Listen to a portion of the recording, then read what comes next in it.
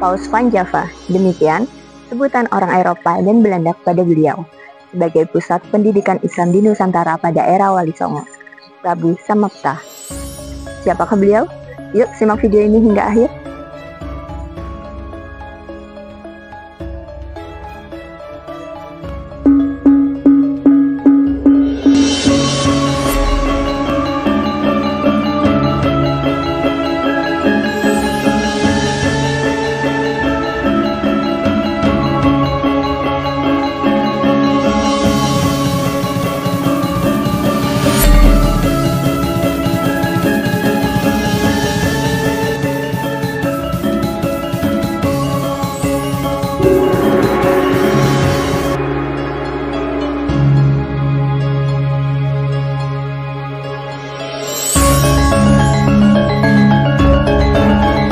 Alkisah adalah Nyai Pinati, seorang janda kaya raya di Gresik yang berasal dari keturunan penguasa Lumajang, menemukan bayi yang dilarung di samudra. Bayi itu dijadikan sebagai anak angkat dan diberi nama Jaka Samudra. Setelah beranjak remaja, Jaka Samudra dititipkan ke Sunan Ampel di pesantren Ampel Dento untuk menuntut ilmu. Kemudian Sunan Ampel mengganti nama Jaka Samudra menjadi Raden Paku.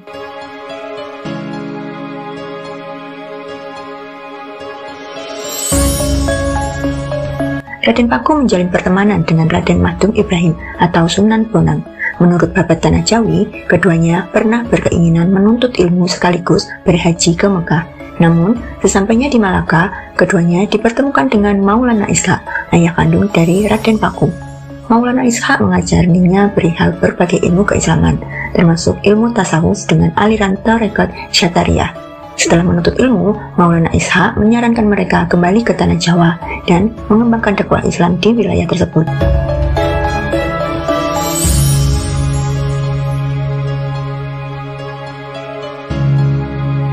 Dalam perjalanannya, Raden Paku dibekali segumpal tanah dan dua abdi bernama Syekh Koja dan Syekh Ngrigis.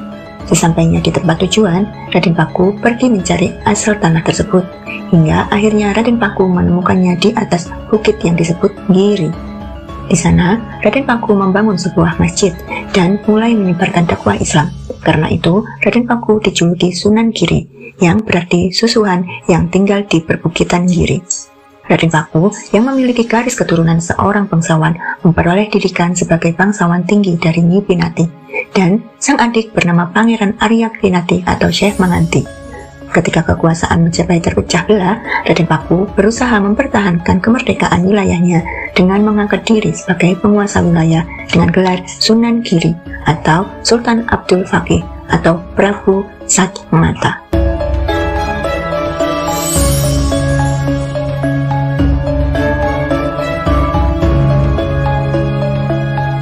Serat Walisana mencatat asal-usul Sunan Giri melalui tembang Majapahit Langgang Pucung, buku 5, bait 20-25. Sunan Giri merupakan putra dari pasangan Maulana Ishaq atau Syahid Yakub yang bergelar Pangeran Raden Wali Lanang dan Dewi Sekardadu atau Retno Sabodi.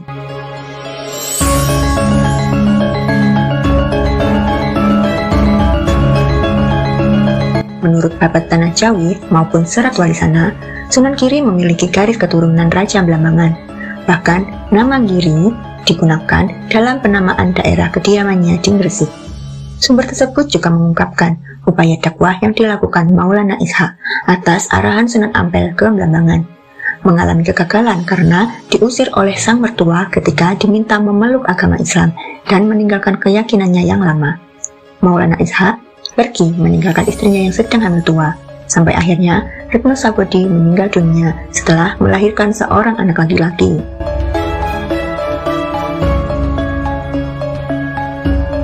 Di waktu yang bersamaan, Blambangan diterpa wabah besar.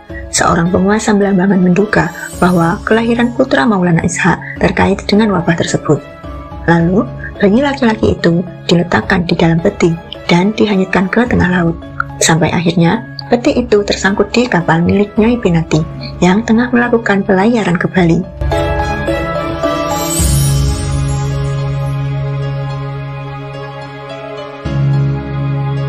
Salah satu bidang dakwah yang dikerjakan oleh Sunan Giri adalah pendidikan. Di bidang tersebut, Sunan Giri menyebarkan dakwahnya dengan cara mengembangkan sistem pesantren yang diikuti para santri dari berbagai daerah di Jawa Timur, Jawa Tengah, Kalimantan, Makassar, Lombok, Sumbawa, Sumba, Flores, Ternate, Tidore, dan Hitu. Selain itu, Sunan Giri juga mengembangkan sistem permainan anak-anak seperti badang bulan, jor, gula ganti, dan cublok-cublok suweng. Bahkan, Sunan Giri menciptakan beberapa tembang tengahan dengan metrum, asmaradana, dan pucung yang sangat disukai masyarakat karena berisi ajaran rohani yang tinggi. Tanpa segan, Sunan Giri menghampiri masyarakat dan menyampaikan ajaran agama Islam secara langsung. Kemudian, ia mengumpulkan masyarakat dalam satu situasi dengan mengadakan selamatan dan upacara-upacara yang di dalamnya terdapat ajaran Islam, sehingga dapat mudah diterima oleh masyarakat. Perlahan-lahan, suasana lingkungan mengikuti ajaran Islam.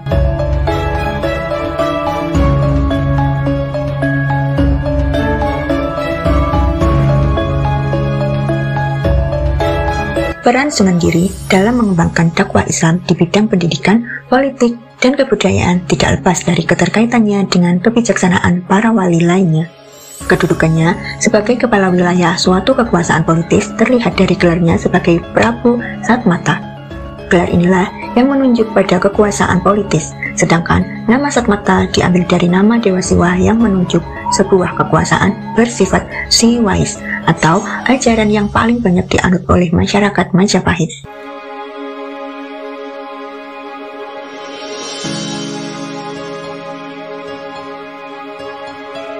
Dalam bahasa Jawa kuno, Sunan Giri berarti Raja Giri, yang artinya sejalan dengan gelar Girinata atau nama Dewa Siwa.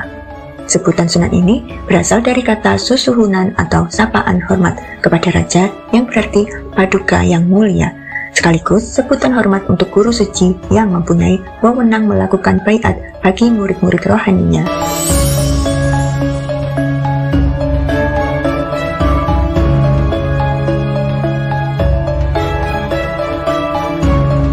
Pemilihan lokasi Kedaton Giri terjadi pada tahun 1402 Saka atau 1479 Masehi.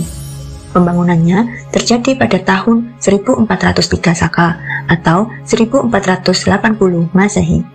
Bisa jadi kerajaan Giri Kedaton lebih dahulu ada dibandingkan dengan kerajaan Demak.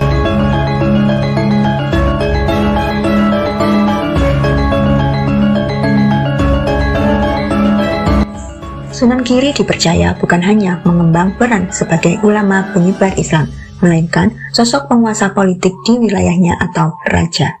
Sehingga sebutan Pandito Ratu disematkan kepadanya karena memiliki kedudukan ganda. Dengan kedudukan ganda tersebut, Sunan Giri dapat menyebarkan dakwah Islam secara lebih luas.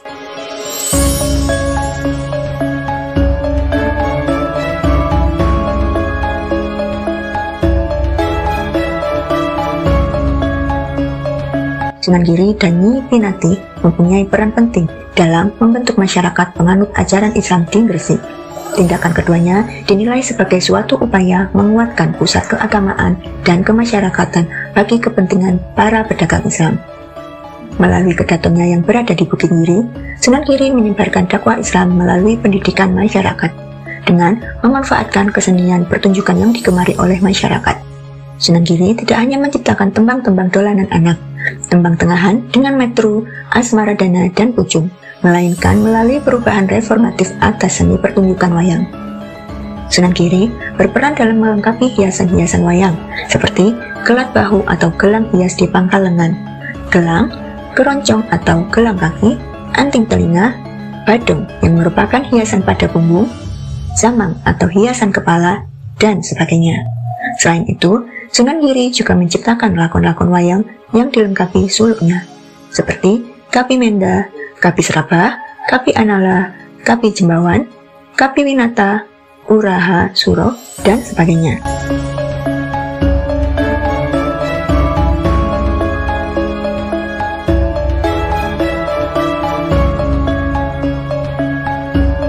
Sunan Giri yang berkedudukan sebagai seorang penguasa sukses membawa kemakmuran bagi masyarakat muslim di Gresik.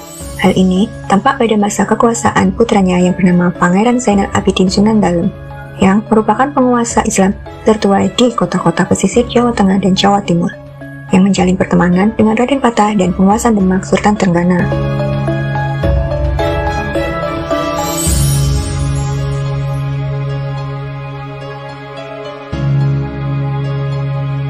Puncak kejayaannya ditandai dengan naiknya cucu Sunan Giri bernama Pangeran Pratika atau Sunan Giri Prapen yang memperbesar Kedaton dan Masjid Giri, serta makam Sunan Giri, hingga mengembangkan dakwah Islam sampai ke Kutai, Goa, Sumbawa, Bima, dan Maluku. Sunan Giri dimakamkan di sebuah bukit di Dusun Kedaton, Desa Giri Gajah, Kecamatan Kepumas, Kabupaten Gresik bersama istri beliau. Lokasi ini dijadikan sebagai tempat perziarahan umat muslim hingga sekarang.